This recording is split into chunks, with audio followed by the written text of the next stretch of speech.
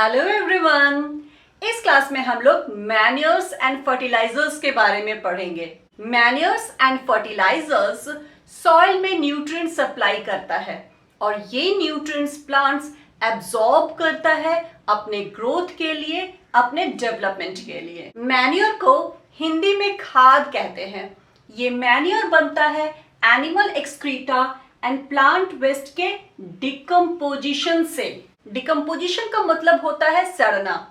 सड़ने के दौरान कॉम्प्लेक्स मॉलिक्यूल टूट करके सिंपल मॉलिक्यूल बन जाता है और जब ये animal excreta and plant waste सड़ जाता है तो खाद बन जाता है। मैन्योर में स्मॉल अमाउंट ऑफ न्यूट्रिएंट्स के साथ बहुत सारा ऑर्गेनिक सब्सटेंस भी होता है। मैन्योर्स मेनली दो तरह का होता है, पहला कॉम्पोस्ट एंड वर्मी कॉम्पोस्ट और दूसरा ग्रीन मैन्योर। जब हम वेस्ट मटेरियल जैसे कि लाइव स्टॉक एक्सक्रीटा मतलब गोबर, vegetable waste, straw, eradicated weeds, animal refuse etcetera को हम एक गड्ढे में डाल देते हैं सड़ने के लिए, तो ये जो प्रोसेस है उसको हम कंपोस्टिंग कहते हैं और जो प्रोडक्ट बनता है वो कंपोस्ट कहलाता है।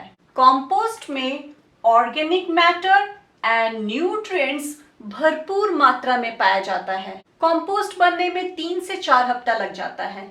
इस प्रोसेस को जल्दी करने के लिए कभी कभी फार्मर इसमें अर्थवर्म ऐड कर देता है और इस तरह से जो कंपोस्ट बनता है उसको हम वर्मी कंपोस्ट कहते हैं। ग्रीन मैन्योरिंग में कुछ प्लांट्स जैसे कि सनहेम्प का मतलब सनई और ग्वार इसका मतलब ज्वार, इस तरह के पौधे को उगाया जाता है, फिर उसको मिट्टी से ढक दिया जाता है और फिर खेत को जोत दिया जाता है। मतलब ये जो प्लांट है ये खेत में ही सड़ करके मैन्योर बन गया।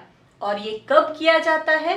ये किया जाता है फसल के बीज को बोने से पहले। इस तरह के मैन्योर को ग्रीन मैन्योर कहते हैं। ग्रीन मैन्योर सॉइल में नाइट्रोजन एंड फास्फोरस को इंक्रीज करता है। नाउ फर्टिलाइजर को कॉमर्शियली बनाया जाता है फैक्ट्रीज में। मैन्योर्स नेचुरल होता है लेकिन फर्टिलाइजर फुल्ली आर्टिफिशियल है, मैन मेड है। Fertilisers mainly nitrogen, phosphorus and potassium supply करता है सॉइल में। इसको हम लोग शॉर्ट में NPK कहते हैं। अब मैन्योर एंड फर्टिलाइजर को कंपेयर करते हुए समझते हैं। मैन्योर नेचुरल होता है एंड फर्टिलाइजर आर्टिफिशियल होता है, मैन मेड होता है। Animal excreta and plant waste को डिकम्पोज करके मैन्योर बनाया जाता है और फर्टिलाइजर को कमर्शियली बनाया जाता है फैक्ट्री में। मैन्योर में ऑर्गेनिक मैटर तो होता ही है जिसको कि हम लोग ह्यूमस कहते हैं और इसमें न्यूट्रिएंट्स भी पाया जाता है, लेकिन फर्टिलाइजर में सिर्फ और सिर्फ न्यूट्रिएंट्स पाया जाता है और mainly nitrogen, phosphorus and potassium पाया जाता है। मैन्योर सॉइल के स्ट्रक्चर को इंप्रूव करता है। फॉर एग्जाम्पल अगर सैंडी सॉइल है तो उसमें वाटर होल्डिंग कैपेसिटी बढ़ा देता है। अगर क्लेई सॉइल है तो उसमें वाटर ड्रेन होने में हेल्प करता है। लेकिन फर्टिलाइजर ऐसा कुछ नहीं करता, ये सिर्फ और सिर्फ वेजिटेटिव ग्रोथ में प्लांट को हेल्प करता है। मैन्योर का दाम बहुत कम होता है, इसे तो फार्मर खुद भी बना लेता है, लेकिन फर्टिलाइजर्स महंगा होता है। मैन्योर एनवायरमेंटल फ्रेंडली होता है और ये सॉइल की फर्टिलिटी को इंक्रीज करता है। On the other hand fertiliser environmental friendly नहीं होता और अगर फर्टिलाइजर को कंटिन्यूअसली यूज किया जाए तो लॉन्ग टर्म में, लॉन्ग रन में ये सॉइल की फर्टिलिटी को डिस्ट्रॉय करता है और साथ ही साथ वाटर को भी पॉल्यूट करता है। और ये कैसे होता है ये हम लोग समझ चुके हैं जब हम लोग लास्ट चैप्टर में पॉल्यूशन टॉपिक पढ़ रहे थे। तब मैन्योर का एक्शन स्लो होता है मैन्योर स्लोली काम करता है, लेकिन फर्टिलाइजर का एक्शन फास्ट होता है, ये जल्दी काम करता है। मैन्योर का वॉल्यूम बहुत ज्यादा होता है, मैन्योर इज वॉल्यूमिनस, इसीलिए इसको स्टोर करना मुश्किल होता है। लेकिन फर्टिलाइजर कॉम्पैक्ट होता है, कंसंट्रेटेड होता है, इसीलिए इसको स्टोर करना इजी होता है।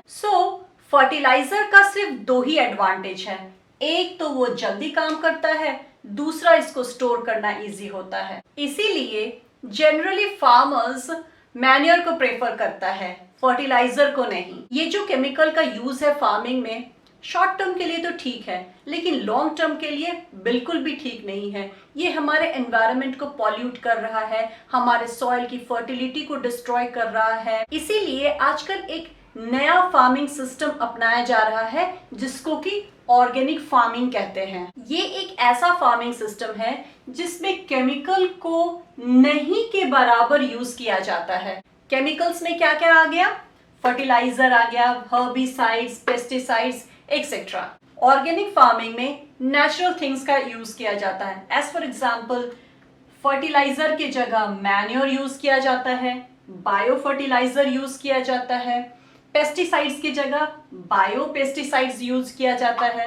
ऑर्गेनिक फार्मिंग के अंदर मिक्स्ड क्रॉपिंग होता है, इंटर क्रॉपिंग होता है और क्रॉप रोटेशन होता है। ये mixed cropping, inter cropping and crop rotation को हम लोग आगे के क्लासेस में डिटेल में पढ़ने वाले हैं। अभी के लिए इतना ही, मिलते हैं नेक्स्ट क्लास में।